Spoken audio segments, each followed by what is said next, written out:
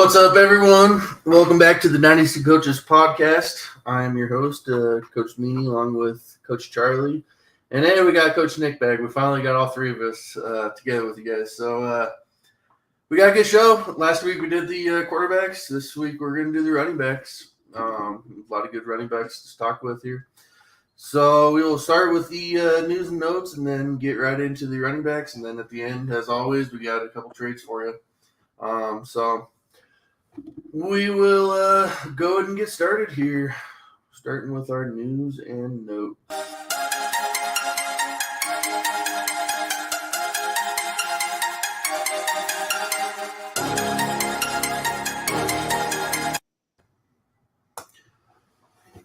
So we'll start with Deshaun Watson. The big news coming out of Cleveland: Deshaun Watson suspended 6 games.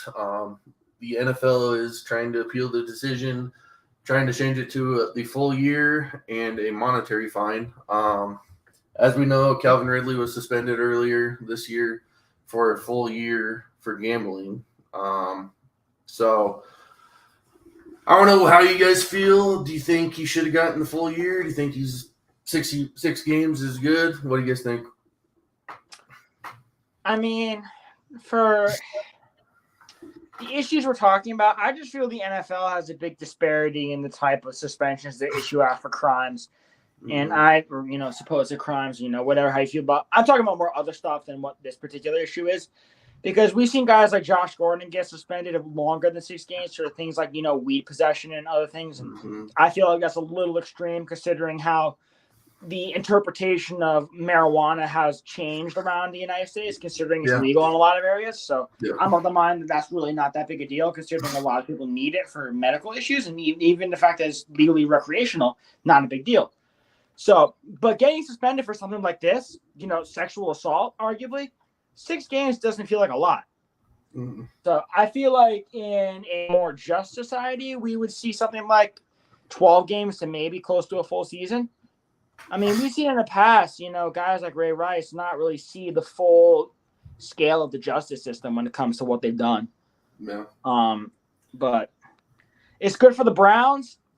Is it good for, justice in the NFL for the future? Probably not. But we're here to talk about dynasty football.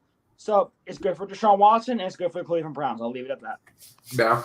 Nick, do you think the 6-game suspension holds? Or do you think they switch it to a year? I don't know. I agree with a lot of what Charlie's saying. It seems that when you have one dude that's judge, jury, and executioner, you're getting things skewed here.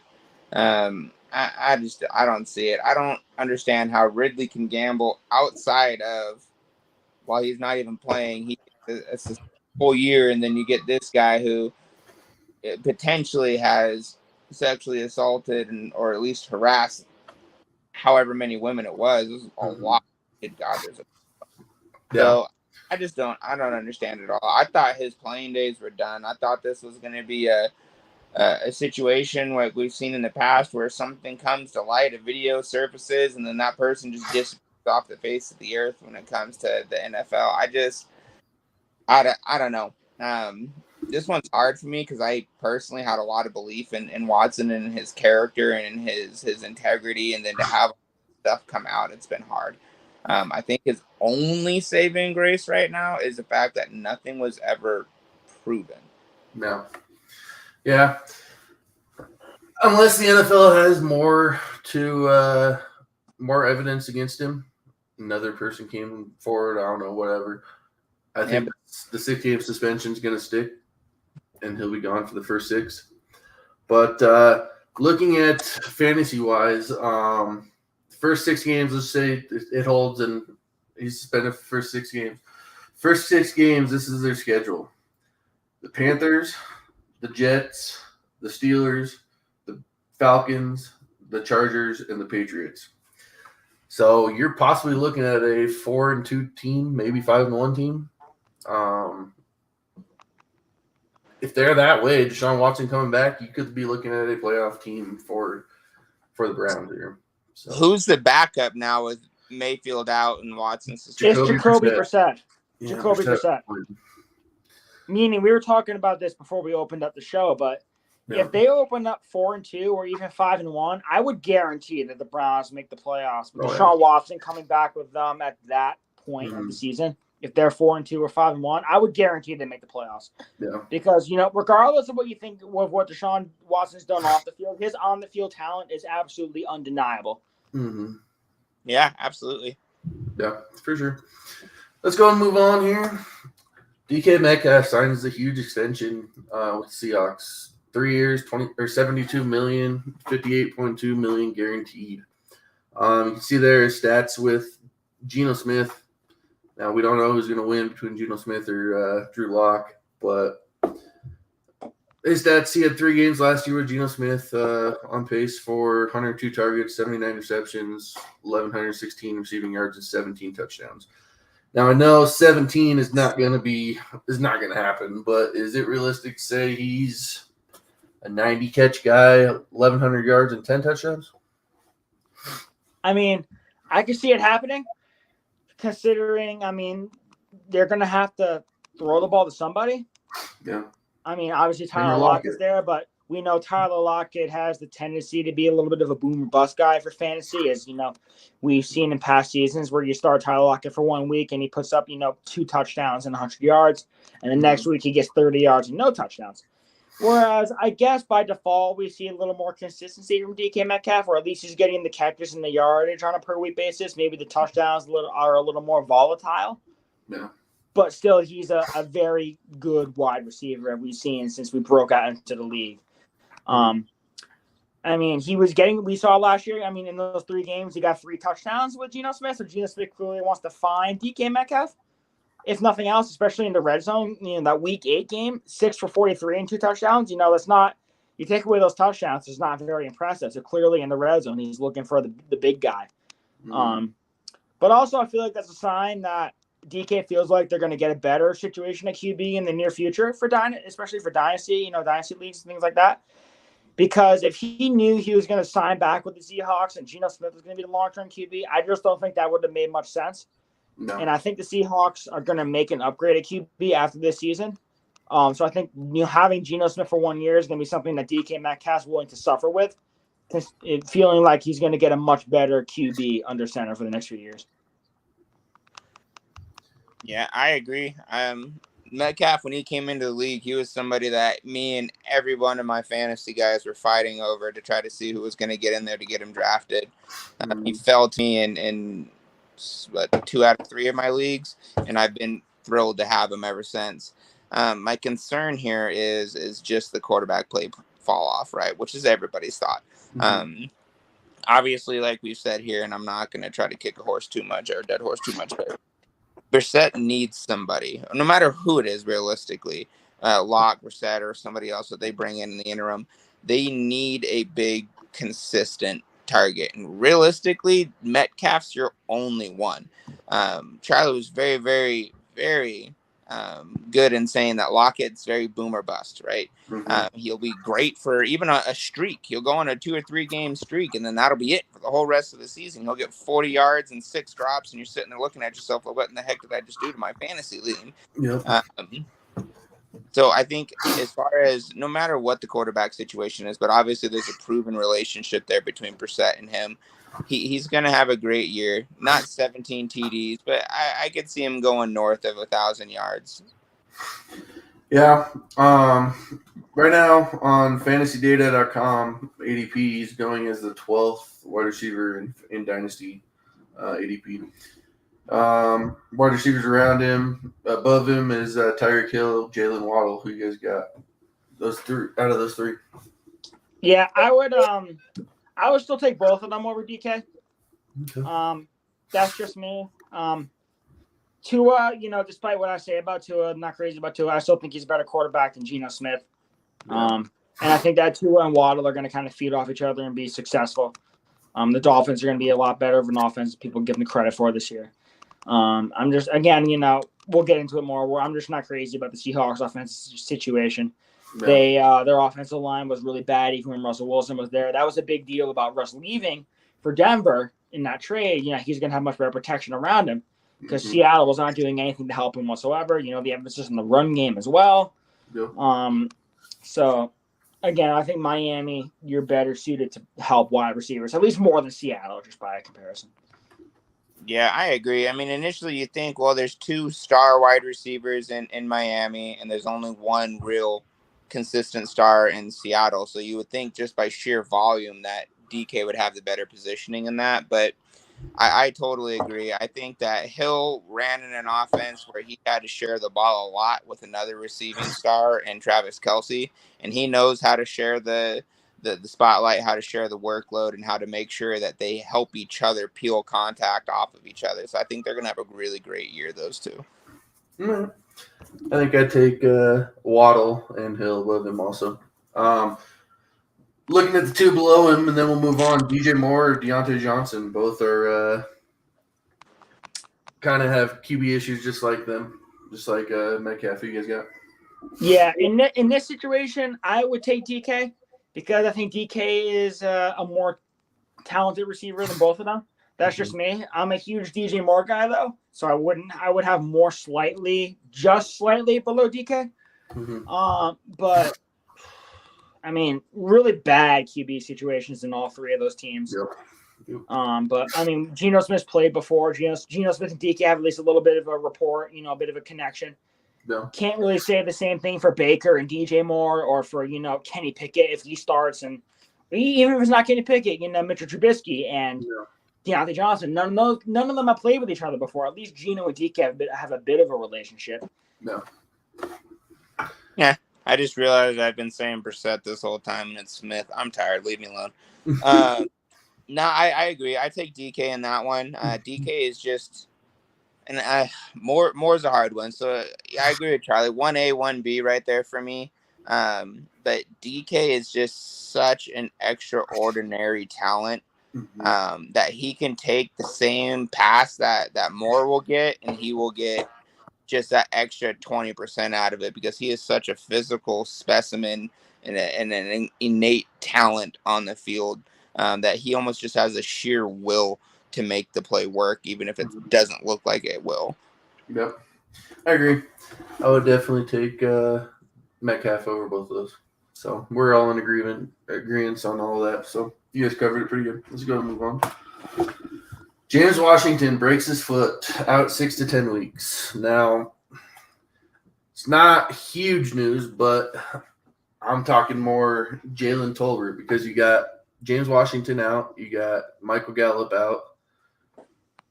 Can Jalen Tolbert take on the number 2 wide receiver role in Dallas, which is usually pretty good? Well, the answer is absolutely. I've been looking into all these, young rookie wide receivers, coming into camp, and James Washington was not having a good camp whatsoever for the Dallas Cowboys. He was dropping a lot of passes. He was not running crisp routes. The coaches were not happy with him. And Jalen Tolbert was, he wasn't standing out, but he was doing his job essentially, doing just fine, and that's enough. And with James Washington being out now 6 to 10 weeks, I mean, that's just a gaping hole that opens up. And I would still consider Jalen Tolbert to be the wide receiver 3 because in my book, Dalton Schultz is the essential wide receiver 2. I know he's obviously a tight end, but he's going to be the second guy that Dak Prescott looks to when CeeDee Lamb is not open. So that third guy that he needs to look to, if these guys running routes, he needs to, look someone off and needs to find another guy open. That's going to be Jalen Tolbert. He'll be that wide receiver 3. He's going to stretch the field. He can run some slant routes and beat a guy. That's going to be his job. Yeah, I agree. I already had Schultz slotted in as the number 2 behind CeeDee, and then even right behind that, I'd even put Elliott or Pollard into that selection too. So I don't think he's going to have any issues. There's going to be plenty of people running around the field to take attention from him, and he can kind of ease into that. So I think he's going to be just fine, and he finds his way as on paper wide receiver 3, but he's probably going to be a 3rd, 4th look for me. Yeah, I agree. I think Schultz is probably that number 2, just like you guys are saying. But we see rookie wide receivers go nuts that we don't expect to go nuts every year. So I think he's probably the front runner for that slot right now, for me at least, on receivers that could surprise. So Last news item here: the Raiders start Josh Jacobs in the Hall of Fame game. There's a lot of talk on the Destination Devy Discord page about, oh my gosh, Josh Jacobs is gone. He's not going to be the number one guy there. He's the only starter on both teams to play in the game. We all know Raiders declined to pick up his fifth-year option. They drafted Zamir White in the 4th round. But then after, Josh McDaniels quoted saying it's good for backs to play in preseason games. So is this just he's getting his backs work, or is Jacobs on the edge of getting traded? And then even if he doesn't, is he still the back to own in Vegas? So I think it's a bit of a showcase. I agree with that trade section. If there's a team interested in getting a good running back to help out their squad, it's good to show them off in the Hall of Fame game before the season in case, injuries happen, because we see them all too frequently. Mm-hmm. We know what Josh Jacobs can do. He can be a 3-down back in the NFL. He's shown it for a few years now since he got drafted in the 1st round. He's been a top 12 back both years. Yeah. I still think he is the back to own in Vegas if he starts the year with the Raiders, despite the presence of Zamir White. Because Josh Jacobs is a ground and pound guy, but he's also shown the receiving chops. He's valuable in the red zone. The attention is not going to be on him, especially with the presence of 2 great wide receivers in Devontae Adams, Hunter Renfrow, and Darren Waller. I mean, who's going to pay attention to Josh Jacobs when you got those guys? The box should be wide open. They're not going to stack the box on Josh Jacobs when you have 3 really good receiving weapons like that. I agree. But long term, it does not look good. I am almost 90% convinced that the Raiders are going to be starting Zamir White or somebody else in 2023. That's my 2 cents at least, considering they decline the option. But for this year, I like Jacobs. But beyond that, I would say no. Yeah, I agree. I think this year he's going to have one of those seasons that people who aren't paying attention are going to be caught off guard. I've always had a lot of faith in Jacobs. I've always liked him as a player. When he's available, I draft him. If it's a good-looking trade, I try to trade for him. He's consistent. He's on point. He gets the ball well. He does a good job. So yeah, I've had a lot of faith in him. So it's kind of I don't know where he's going to go. Hopefully, it won't affect his career long term if he does get traded. But at the same time, I do like to see players run. I get it. He's the only starter on the team that ran the ball, but you got to get the reps in somewhere, especially with the limited practice time the teams have these days, be able to get these guys time on the field. So you got to get it in somewhere. Yeah, I'm hoping he's still the guy, at least for this year, because he's too talented not to get somewhere if they do decide to let him go in this next year. But I got a lot of shares of him, so I'm hoping that he is still pretty relevant this year. Because, like I said, he's been a top 12 back, I think, in every year he's played so far. So, we'll see. But that will do it for the news and notes section here. So let's go and move on to the running backs here. Talk about the 2021 injured backs, if not all season, most of the season here. We lost Nick. So we'll start with Cam Akers here. He tore his Achilles last year in training camp. Came back week 18 versus San Francisco and then played throughout the playoffs. He wasn't the same Cam Akers that we saw from his rookie year, though. He was really inconsistent whenever he played.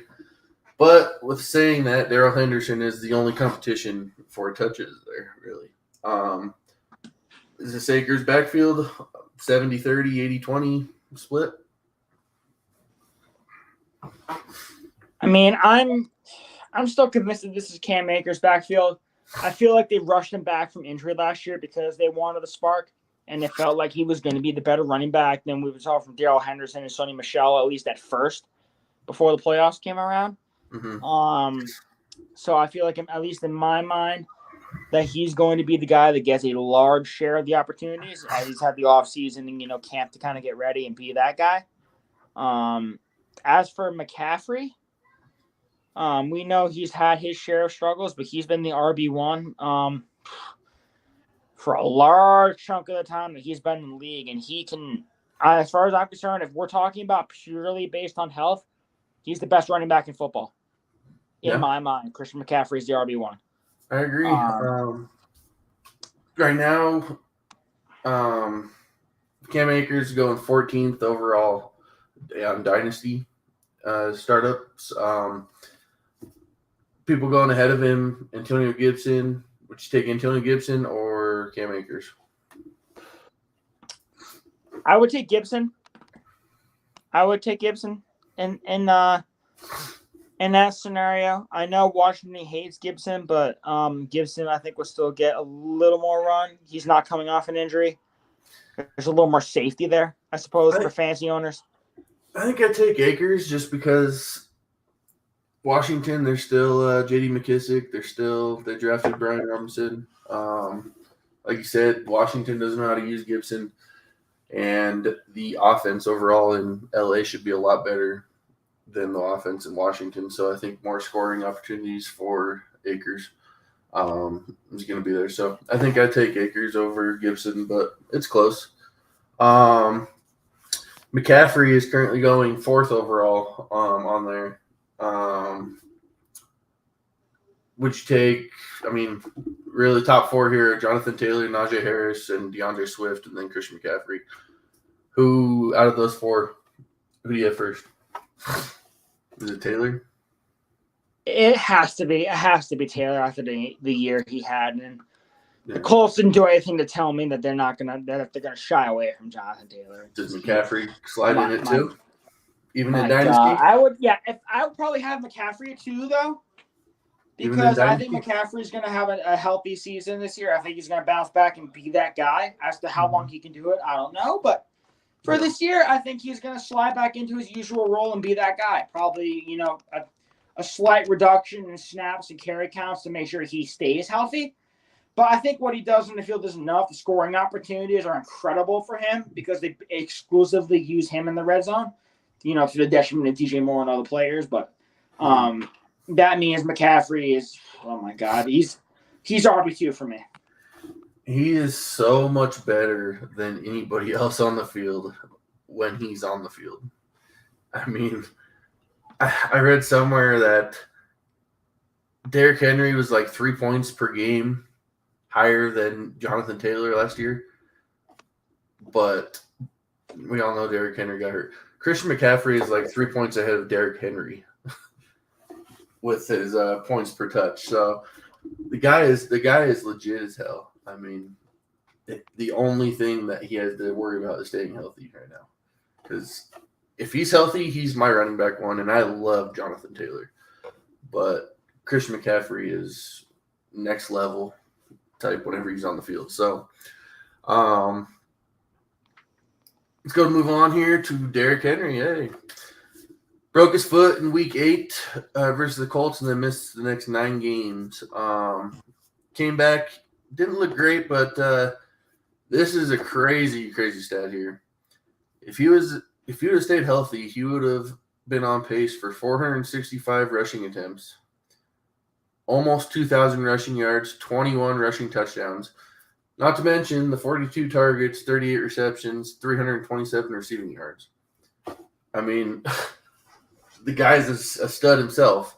But the thing is, he's almost had 1,500 career touches. So wear and tear could be coming big time. But there's no real significant competition there. So what do you feel about Derrick Henry here? It doesn't really look like Father Time's catching up with him anytime soon. No. I know he has his injuries, but besides that, there's nothing holding back Derrick Henry. And you just showed us what the on pace was, almost 2,000 yards. Over 2,000 total yards if we're talking everything combined with the receiving game he gets. There's no competition in Tennessee. They're so talent's there. He literally just runs people over and scores touchdowns at will. And with what looks like a weak passing game on paper, at least in my mind. Robert Woods and Treylon Burks doesn't inspire too much fear into me if I was a defensive coordinator. No. So Derrick Henry is the guy. He's the weapon. He's what's going to carry the offense for the Titans. Yeah. And he's going to be good. For redraft, he's a guy I'm targeting every single day of the week. Redraft, he's top 3. For Dynasty, I'm a little more concerned because I don't think he has too much more time left besides a couple years. I think 2 years would probably be what I would say for Derrick Henry. Yeah. But if you're looking to compete right now, he's absolutely a guy I want to buy for my squad. Yeah, I agree, man. The guy is just so good. I mean, he's it doesn't matter to me, at least, if they're going to be stacking that box on him. He's really one of the few backs in the league that it doesn't matter. Stack the box. He's going to carry all 12 of you guys, or 11 of you guys on his back and pick up an additional 10 yards. So, but they got him currently as running back 12 in Dynasty. They got Kamara, Chubb, Cook all ahead of him. They're all older backs. Would you take in Dynasty Derrick Henry over any of those guys? I don't think so. No. Because Henry's older than all of them. Because Yeah. Henry's 28, I believe, and the rest of those guys are 26, 27. Yeah. And those guys have, except for Chubb, have more passing repertoires than Derrick Henry does. Mm. So, I mean, if we're talking just redraft, again, it's a league dependence type of thing as well. I know we're a Dynasty podcast, but Yeah. there's also your PPRs, your non-PPRs, your half PPRs. If your league does not place as much of an emphasis on passing the football and catching the football, more catching the football, I should say, considering his points per reception, Derrick Henry's going to be a lot more valuable. Mm-hmm. In like your standard leagues and stuff like that, you're going to want Derrick Henry over a guy like Nick Chubb, in my mind. Yeah, that's what I was going to say. You know, but if you're more on points per reception, Alvin Kamara is going to obviously be more your speed. Yep. That's what I was going to say. In standard, I would take Henry over Chubb because I think Henry, 2,000 yards he was on pace for. I don't think Chubb can get to that. And they both don't really catch anything. But we saw Henry on pace for 42 targets. I mean, that's not horrible. No, it's not bad at all. But let's go and move on to Travis Etienne and James Robinson. Both Etienne suffered a Lisfranc tear in week 2 of the preseason, and Robinson tore his Achilles late in the season. Etienne, first-round draft pick in 2021. Robinson was undrafted in 2020. We're looking at right now, Travis Etienne is the lead guy, I think. But I've been hearing James Robinson might be ready. I've been hearing possibly week 1, week 2, 3, somewhere around there, early in the season. And we all know James Robinson has balled out since he came in the league. So is this any one of their backfields, or is this going to be a committee approach whenever Robinson is back? I'm still convinced this is Etienne's backfield. I don't think the Jaguars are going to be too inclined to rush one of the few weapons they have on offense back too soon. So I think we're not going to see a James Robinson back in the Jaguars offense, until maybe halfway through the season, I feel like.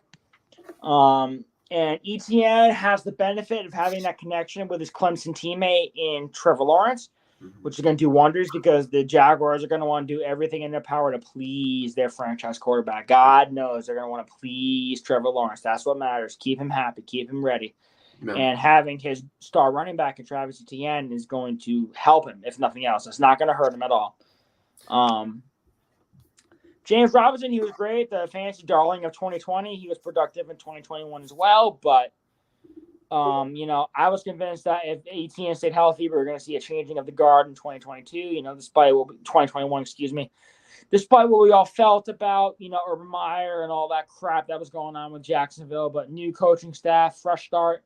Robinson got hurt. You don't want to see that. I was kind of hoping we were going to see a James Robinson trade, to be honest, get him a new start on a new team where he could be the guy. Mm-hmm. But as of right now, it looks like he's going to stick around. But I still think this is the backfield of Travis Etienne to begin 2022. Yeah, I think if Robinson can get back, we might be seeing possible trade at the trade deadline. Not trade, but I was high on Etienne last year. Unfortunately, he tore his Lisfranc, but the guy's good. I think that it's Etienne's backfield, but I wouldn't surprise me if Jacksonville does do that committee approach, and we're kind of sitting there saying, all right, which one do I start this week? Oh, I picked the wrong one, type approach. So I don't know. Right now, let's see here. Travis Etienne is the 17th running back off the board. Kenneth Walker is right behind him. Who would you take? Travis Etienne or Kenneth Walker in Dynasty? I would still take Etienne. What about Montgomery? David Montgomery. Montgomery, though. I would take Montgomery. Okay. Because the Bears' offense is brutal. They're going to have to run the football. I mean, David Montgomery is probably the second, maybe third best receiving option, on that offense after Mooney and, I guess, Cole Kmet, probably. Yeah. James Robinson, he's the 39th running back going off the board. Just take Robinson or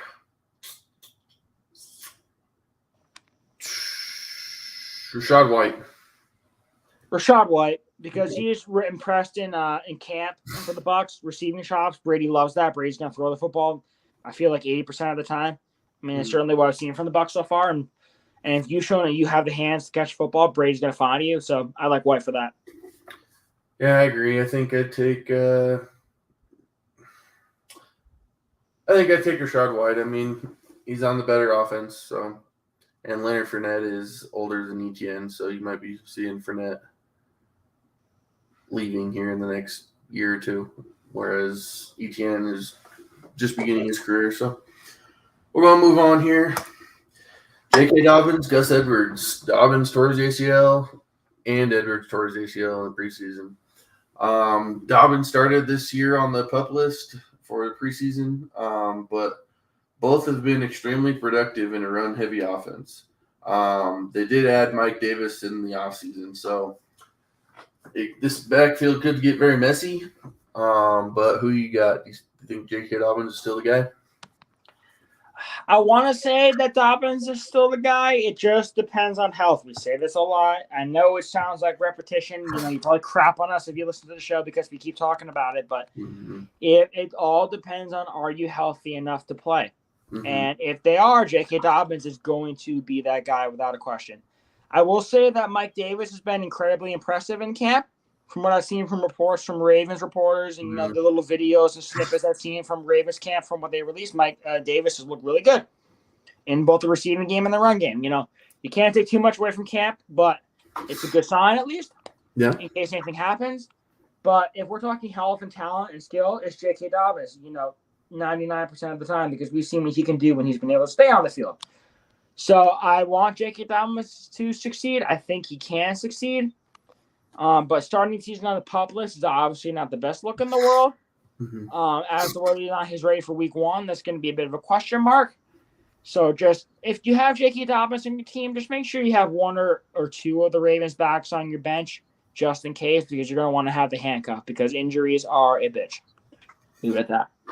Yeah, I might go the opposite approach on the Ravens backfield. I think Dobbins might be the only one that I do want, because I think Dobbins is the one that has the ability to break away as the clear-cut number one, whereas Gus Edwards and Mike Davis, if Dobbins does go down or doesn't start, whatever, they're going to be committee, I think.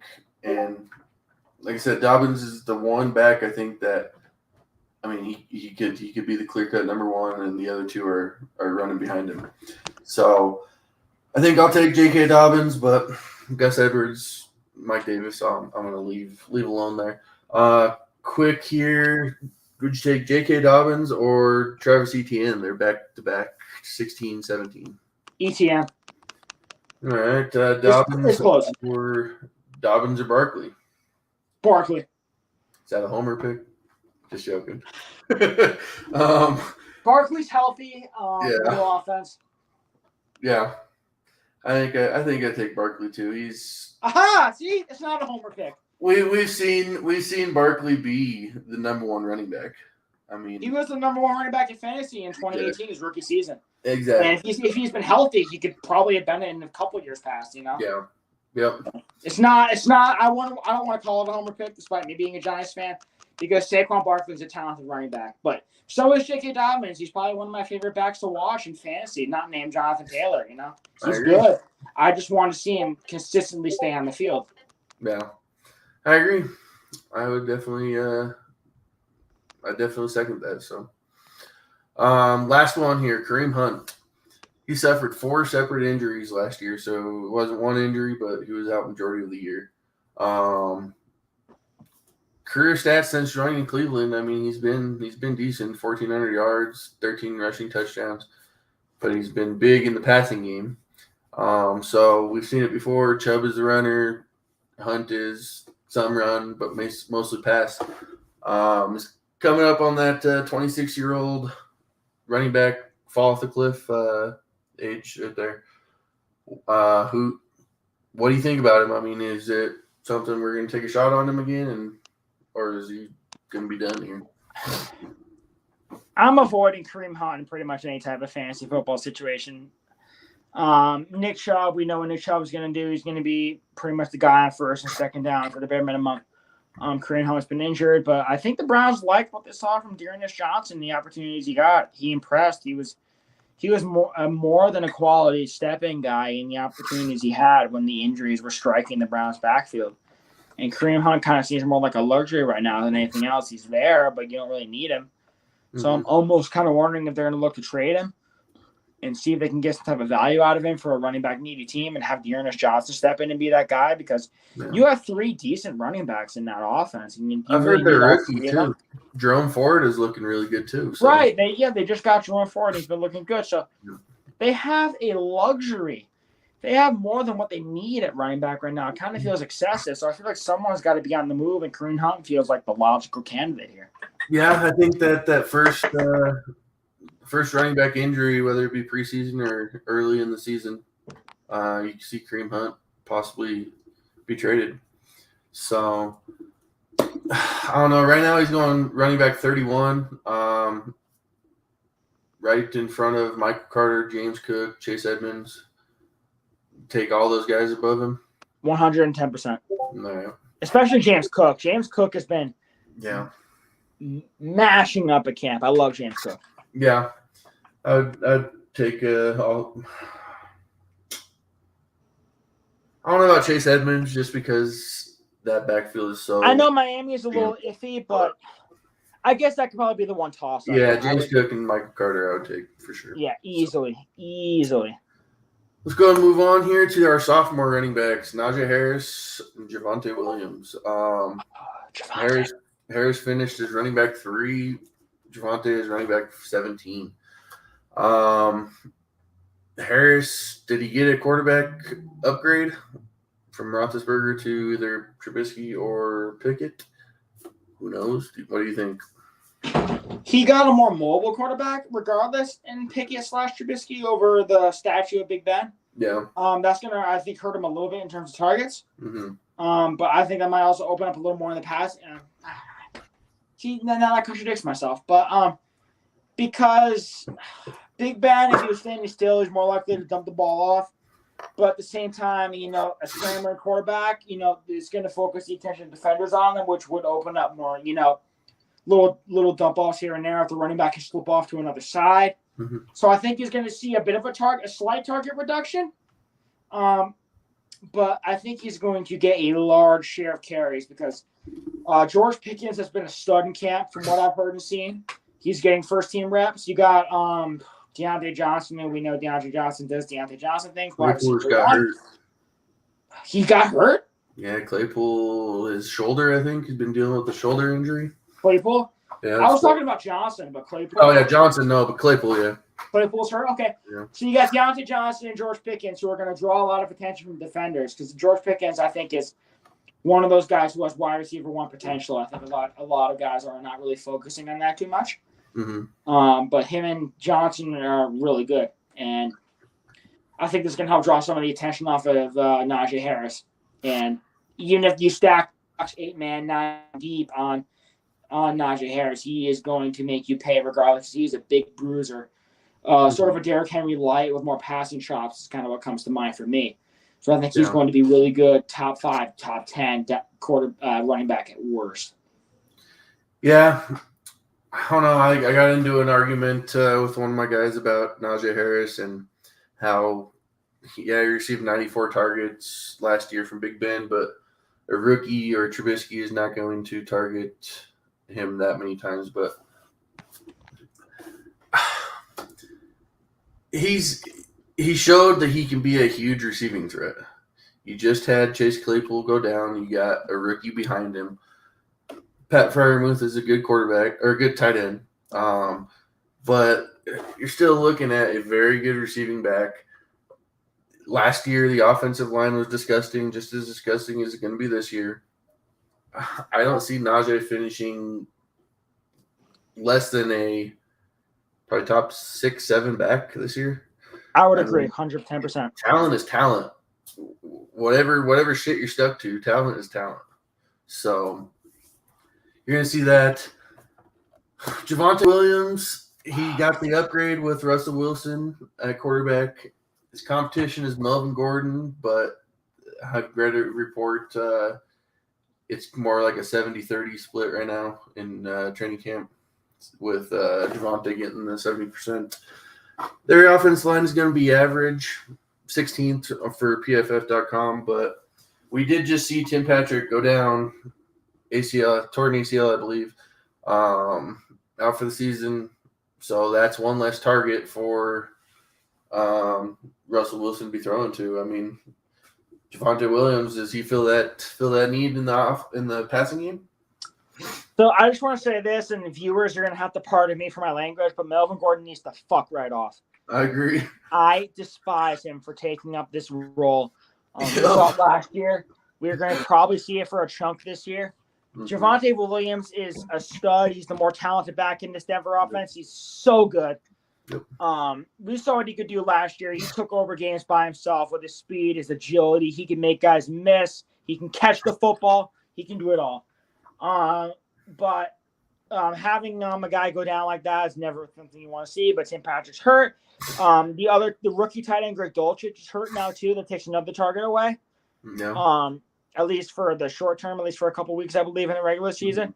So that this opens up, a share of targets. I think Javonte Williams is going to step in and take some of them. Yep. Because, Melvin Gordon's older. He's approaching his age 30 season. They're not going to want to do too much wear and tear on him. They're going to want to use the more electric talent in Javonte Williams that they have. The guy's only 21. He's only 21. The guy's going to go crazy. Yep. He's younger than Najee Harris. He's been in the league longer than him. Yep. He's going to explode, man. He's one of my favorite running backs in all of football. Oh, you want to know? If there was like a jersey, if there was a jersey of the guy I needed to have, it'd be Javonte Williams. Javonte Williams is not only younger than Najee Harris. He just turned 22 in April. Najee Harris is 24, so he's 2 years younger than Najee Harris.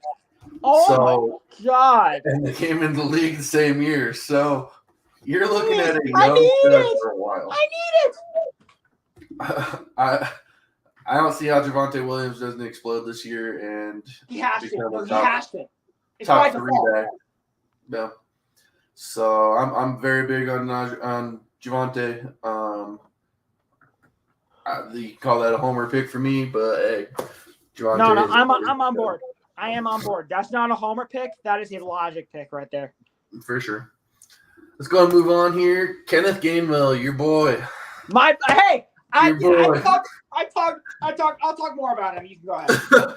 Finished running back 41 last year.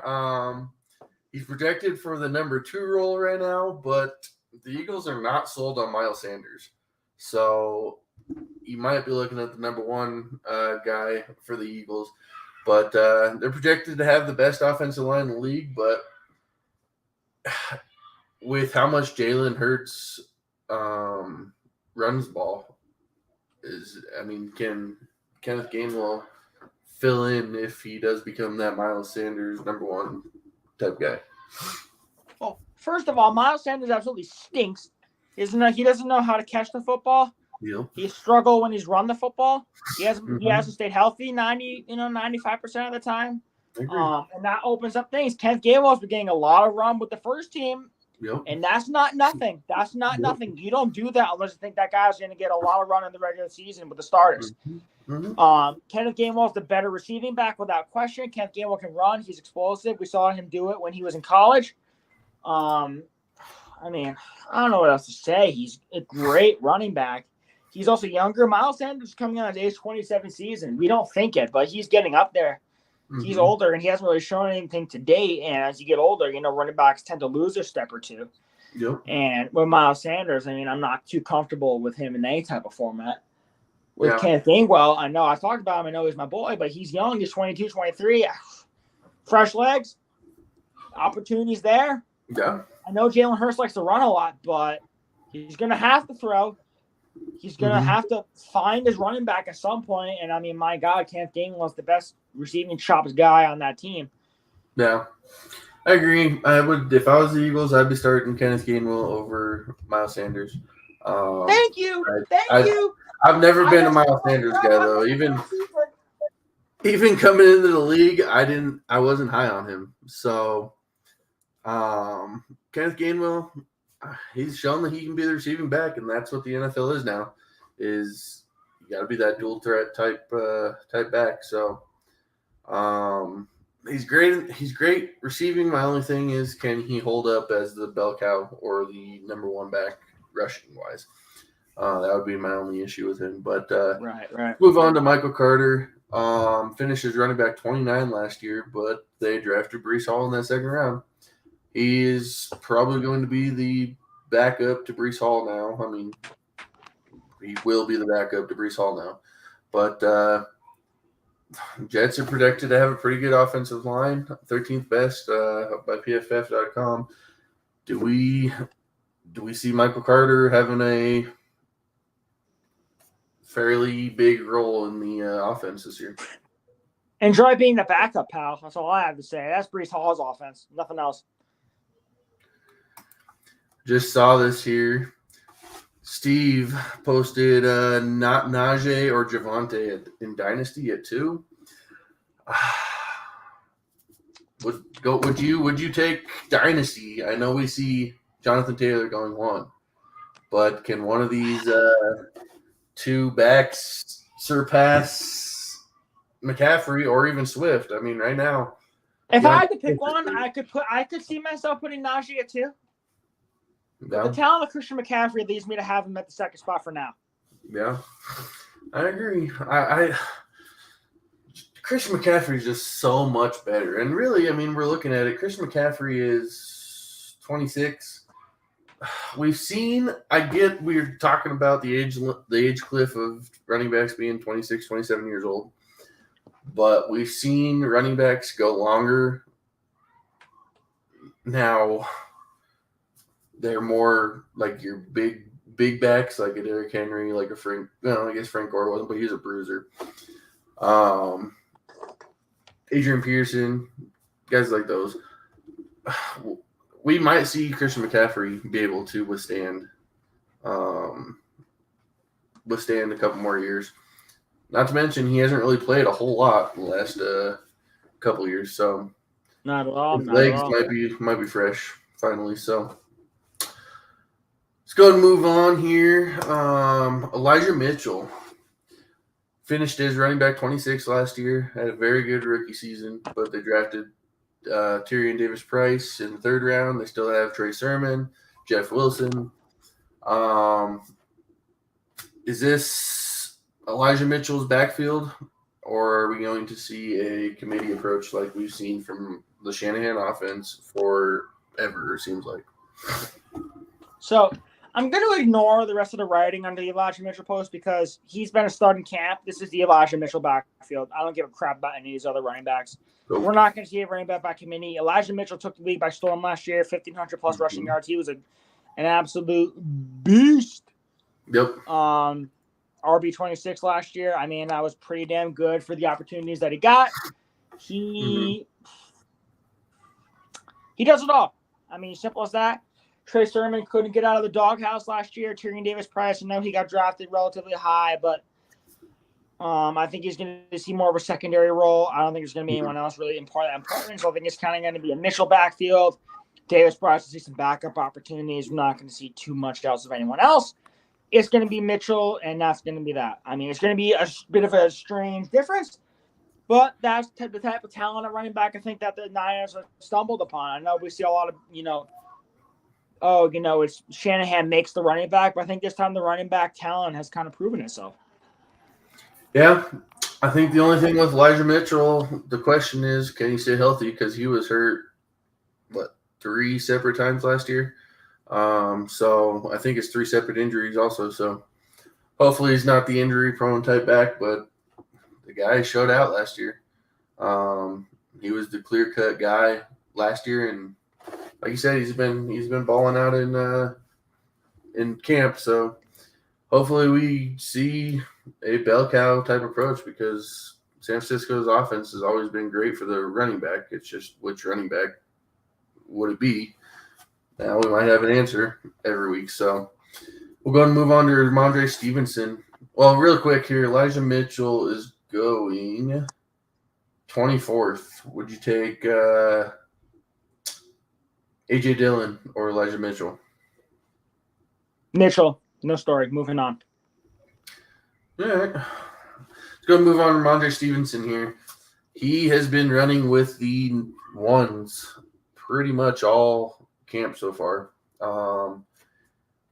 Finished as running back 47 last year, but he was the backup to Damian Harris. I mean, we saw Damian Harris, I believe, finished as a top 12 running back last year. Is Damian Harris just done with Ramondre Stevenson running with the ones, or what? It's tough with the Bill Belichick offense because we just don't know on a week-to-week basis what goes on. But Stevenson starting in camp is nothing short of a good sign, at least. And finishing his RB47, almost 900 total yards last year is a really good sign. Mm-hmm. I think he's more of a dual threat running back than Damian Harris is. I think Damian Harris is more of a ground and pound type of guy, whereas Stevenson can do a little bit more of both. He's a good guy between the tackles, but he can also be a proficient pass catcher. And with James White kind of nearing that age where he's running out of fuel, I think he's past 30 by now, or at least close to 30. How much does he have left, really? How much can, the Patriots rely on him? And I think they've been kind of phasing him out a little bit. James White, I think, has been James White's been – there's no ETA on his return.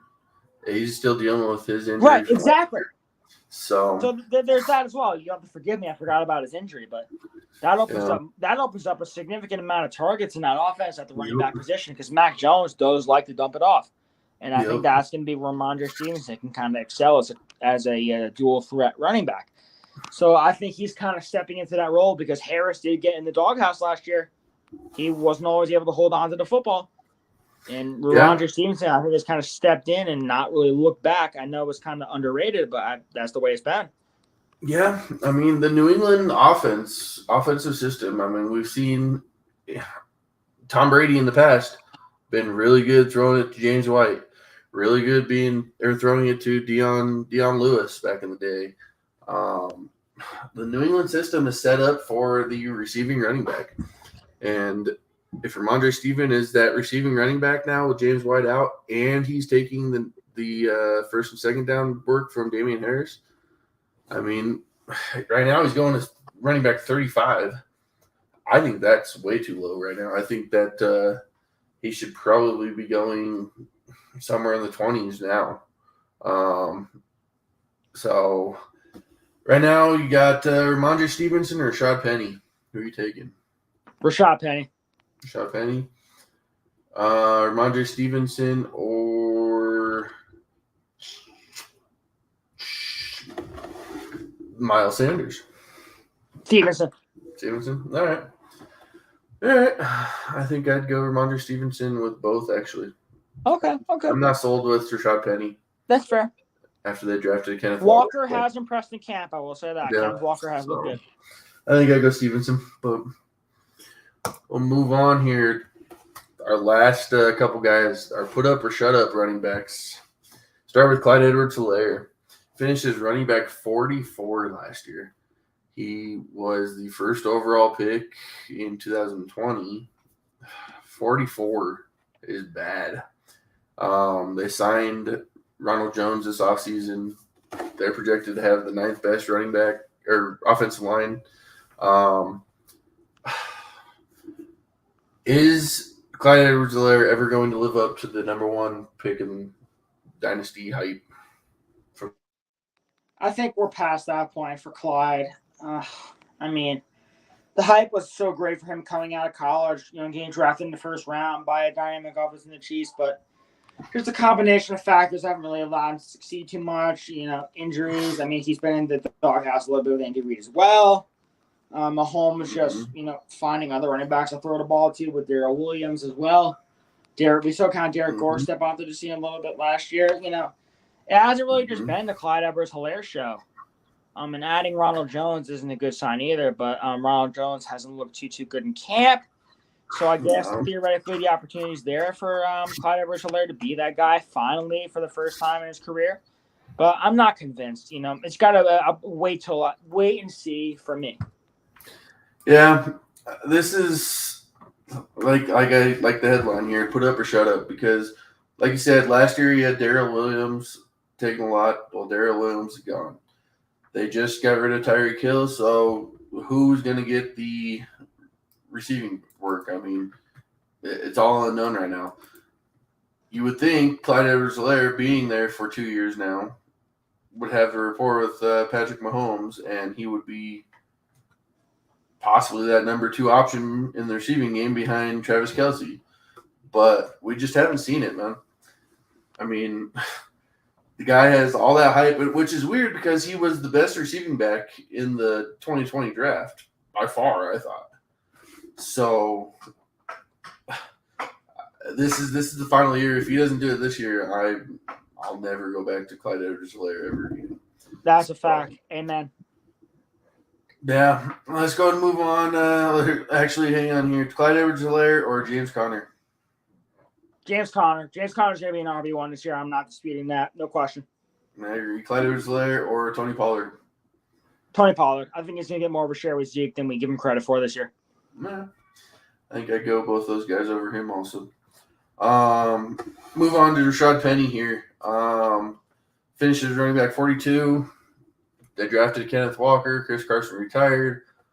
But they're projected to be possibly the worst team in the league. I mean, Rashad Penny he had one of the best 5-game stretches in all of football history last year with one of the worst offensive lines in football. So that kind of speaks to the offensive talent that he just provides in general.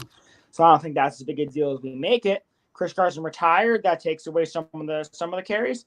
With Kenneth Walker, he's been impressing a lot in camp. Kenneth Walker is a pass catcher, I think, more than anything else.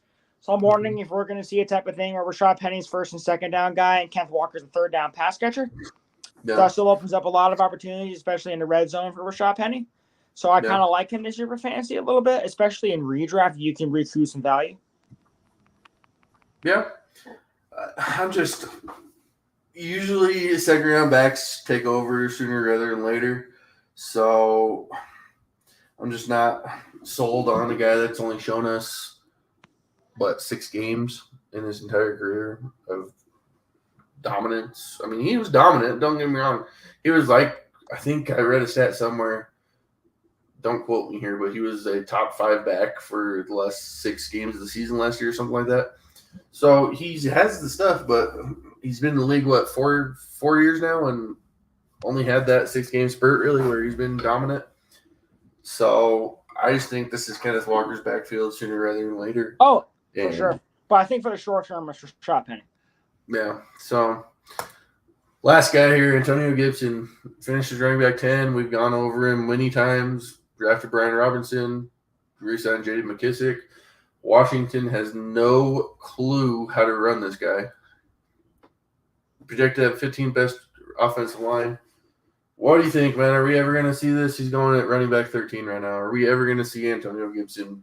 They just don't trust him, man. They don't trust him at all. I agree. They're adding more to the running back room year after year after year, so they don't clearly want to give him a 3-down role. Yep. So, I mean, I don't know what else there is to say. They just keep trying to give these other guys opportunities. It's so annoying seeing J.D. McKissick get a lot of guest carries and targets and stuff last year because I think Antonio Gibson is one of the better 3-down backs in the NFL. So, It's just that Washington's not giving him enough opportunities. So I think they really kind of capped his ceiling.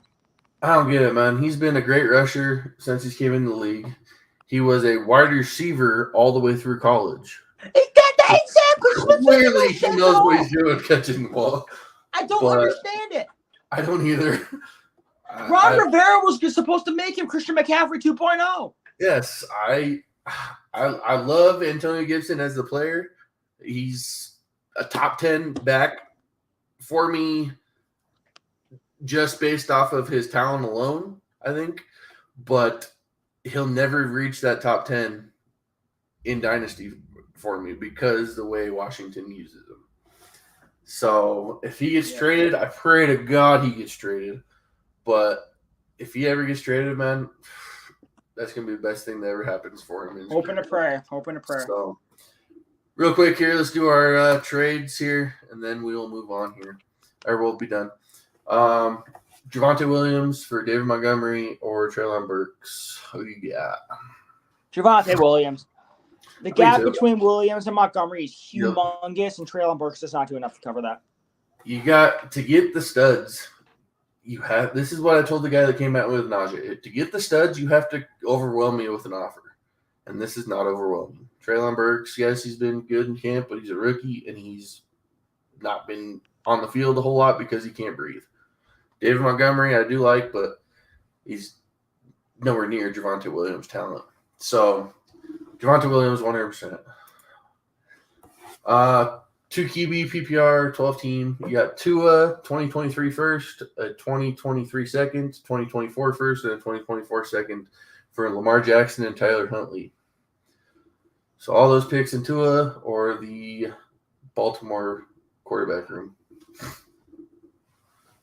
It's hard. The value is actually pretty approximate. Tua, 2 firsts and 2 seconds just for Lamar and his backup. I mean, that's not too bad.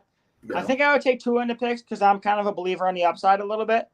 I think with the weapons added to Miami this year, with not a horrible offensive line, I think there's going to be, a bit of a boom. And I think you can use those picks to make your team a lot better in the near future with 2023 and 2024. So give me Tua in the picks. I agree. Tua is I think he's better to have a pretty good season. He's not going to have a Lamar Jackson type season ever. Oh, of course not. But, I mean, I guess it might depend on where the firsts are projected for me. If they're top 5, then it's a smash no-brainer. But if they're if they're bottom 12 or bottom third of the draft, I think I might consider keeping Lamar Jackson. I mean, Jackson with his rushing upside is legit. And then we saw Tyler Huntley last year step in and be just as good. You knew what they could do. So it depends on where the picks are for me. So we'll move on here. Jalen Waddle and a 2024 second, or Mike Williams, Sky Moore, 2 firsts and 2 seconds. Jesus, yeah, give me that side. 100%. I'm not. I mean, I know Waddle's good, but that's incredible value. 2 firsts, 2 seconds, and you're getting more in the Chiefs offense and Mike Williams, who's good right now. Jesus. Yep. Okay, I agree with that. My God. I agree. This is a very big overpay for Jalen Waddle, so I would take the Mike Williams side 100%. Yeah, enough said. No need to explain any further. Yep. And then last one, Jamar Chase for Michael Pittman, Travis Etienne, the 2-5 this year, a first and a second next year. This is 12-team, non-superflex, half PPR. I mean, it's Jamar Chase. I've been trying to field offers for Justin Jefferson today, and, it's tough to figure out what I want for him. And I feel like it's kind of the same boat with Jamar Chase. These guys are, 1A, 1B, depending on how you view them in the wide receiver hierarchy for Dynasty, What kind of offers can you get? What kind of offers can you expect? And that still feels like a massive underpay for a guy like Jamar Chase. Yeah, I don't know. I think I might do this, man. I think this might be enough. Michael Pittman is looking at possibly having a top 10 receiving season this year. Travis Etienne, like I said, I'm a believer of him. I don't know. I think that they would, especially if that 2023 first is a high pick. I think I would go there. But that's just me. I do like the name though, Cake Farts. Name of the guy here trading 42069. But that'll be it for us. Good show. Next week we're going to be doing wide receivers, so make sure to tune in. Yeah, tune in for that one. That's going to be a good one, guys. Yep. So as always, we got the other show going on, and then still have the charity podcast for the Humane Society coming out. So make sure you guys check that out on our website, and hope you guys have a good week. We will see you guys next week. Thanks for tuning in, guys. Take care.